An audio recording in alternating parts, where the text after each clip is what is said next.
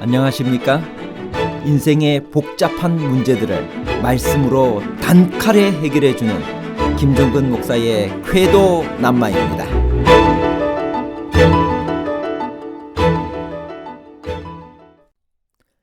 우리를 구원에 이르도록 자라나게 한다는 순전하고 신령한 젖은 과연 무엇인가요? 그것을 어떻게 얻을 수 있나요? 베드로전서 2장에 순전하고 신령한 젖은 실제적인 모유를 말하나요? 아니면 하나님의 말씀을 가리키나요? 모유 수유와 하나님의 말씀에 관한 복잡한 문제를 하나님 말씀의 가르침으로 명쾌하게 해결해 드리겠습니다. 베드로전서 2장은 애매한 고난도 하나님을 생각함으로 참으라는 말씀입니다. 그러기 위해서는 무엇을 버리고 무엇을 사모하라고 하였나요? 베드로전서 2장 1절. 그러므로 모든 악독과 모든 기만과 외식과 시기와 모든 비방하는 말을 버리고. 새로남을 경험한 자들은 악독, 온갖 유형의 악덕과 비열함입니다. 괴율, 배반, 교활함, 외식, 무대 연극, 비방하는 말, 공공연한 비방을 버려야 합니다. 어린아이처럼 순전하고 신령한 젖을 사모하라고 했습니다. 그것은 무엇을 의미하나요? 신령한 젖은 무엇인가요? 베드로전서 2장 2절. 갓난 아기들 같이 순전하고 신령한 젖을 사모하라. 이는 그로 말미암아 너희로 구원에 이르도록 자라게 하려 함이라.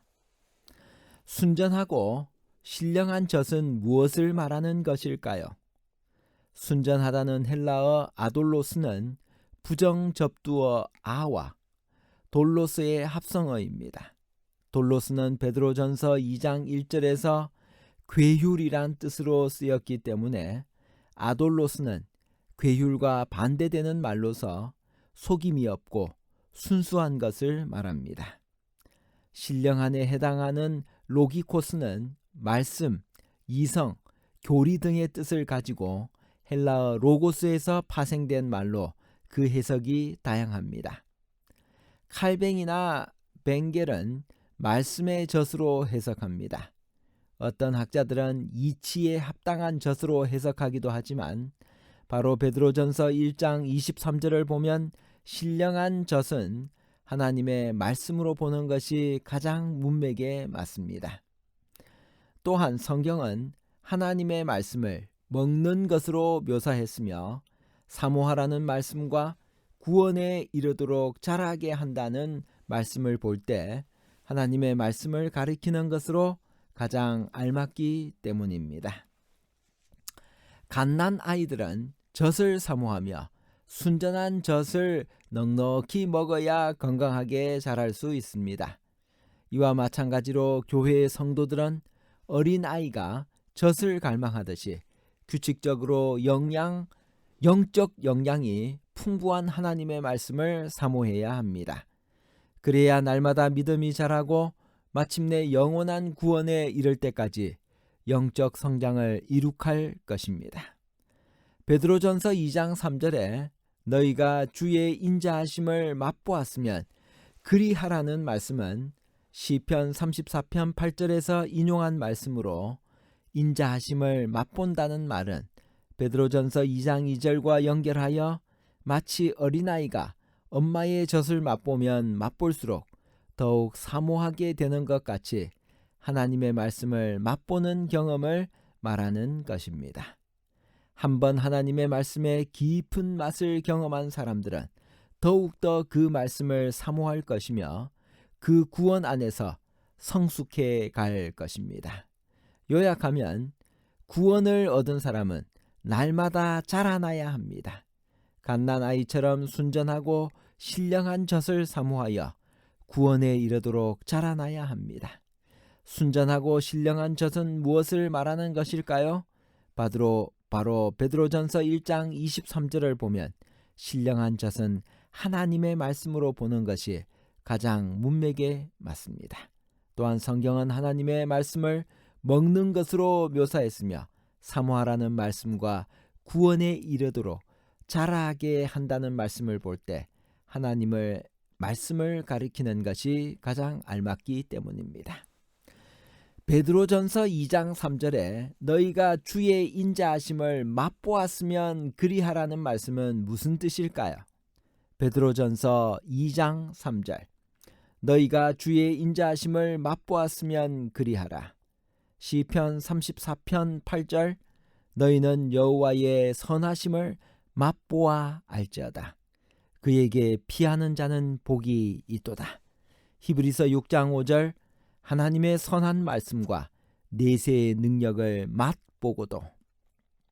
시편 34편 8절에서 인용한 말씀으로 인자하심을 맛본다는 말은 베드로전서 2장 2절과 연결하여 마치 어린아이가 엄마의 젖을 맛보면 맛볼수록 더욱 사모하게 되는 것 같이 하나님의 말씀을 맛보는 경험을 말합니다.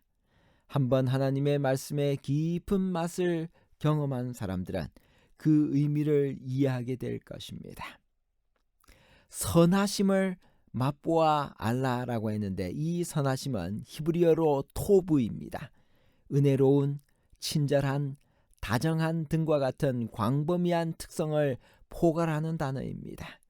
우리가 하나님의 이 속성을 명상함으로써 냉엄한 공의에 대한 우리의 생각을 바로잡아야 합니다. 우리는 하나님의 성품에 좀 더 온화한 요소들에 대하여 더 많은 주의를 기울여야만 합니다. 맛보아 알라고 했습니다. 시인은 다른 사람들에게 자신의 말을 그냥 듣기만 하지 말고 직접 한번 시험해 보라고 요청합니다. 맛보다는의 맛을 시험하다라는 의미의 히브리어 타암의 번역으로 여기서는 경험하다의 뜻으로 쓰여졌습니다. 신앙의 가장 확실한 증거는 개인적인 경험 속에서 발견됩니다. 그리스도교가 그리스도인 경험을 동반하지 않는다면 이는 단지 하나의 이론에 불과한 것이 되어버립니다. 이처럼 단지 이론에 불과한 종교에는 구원의 능력이 존재하지 않습니다. 베드로는 예수님에 관해 어떻게 기록하고 있나요? 베드로전서 2장 21절 이를 위하여 너희가 부르심을 입었으니 그리스도도 너희를 위하여 고난을 받으사 너희에게 본을 끼쳐 그 좌치를 따라오게 하려 하셨느니라. 저는 죄를 범치 아니하시고 그 입에 괴사도 없으시며 욕을 받으시되 대신 욕하지 아니하시고 고난을 받으시되 위협하지 아니하시고 오직 공의로 심판하시는 자에게 부탁하시며. 이사야 53장 3절에 이렇게 기록하고 있습니다. 그는 멸시를 받아 사람들에게 버림받았으며 강고를 많이 겪었으며 질고를 아는 자라. 마치 사람들이 그에게서 얼굴을 가리는 것 같이 멸시를 당하였고 우리도 그를 귀히 여기지 아니하였도다. 그는 실로 우리의 질고를 지고 우리의 슬픔을 당하였거늘 우리는 생각하기를 그는 징벌을 받아 하나님께 맞으며 고난을 당한다 하였노라. 그가 찔림은 우리의 허물 때문이요 그가 상함은 우리의 죄악 때문이라. 그가 징계를 받음으로 우리는 평화를 누리고 그가 채찍에 맞음으로 우리는 나음을 받았도다. 우리는 다 양 같아서 그릇 행하여 각기 제 길로 갔거늘 여호와께서는 우리 모두의 죄악을 그에게 담당시키셨도다.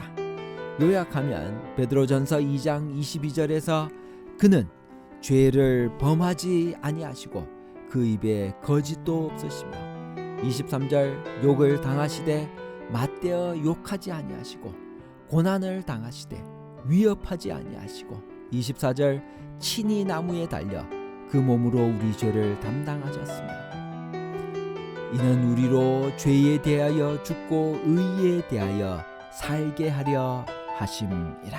결론입니다. 첫째, 순전하고 신령한 젖은 하나님의 말씀입니다. 성경의 여러 문맥들이 그것을 증거합니다. 둘째, 성경은 하나님의 말씀을 먹는 것으로 묘사했으며 사모하라는 말씀과 구원에 이르도록 자라게 한다는 말씀을 볼 때 하나님의 말씀을 가리키는 것으로 가장 알맞습니다. 셋째, 하나님의 말씀의 깊이와 넓이를 맛본 사람은 그 말씀을 더욱더 사모하게 되고 날마다 말씀 속에서 구원에 이르도록 자라날 것입니다. 감사합니다.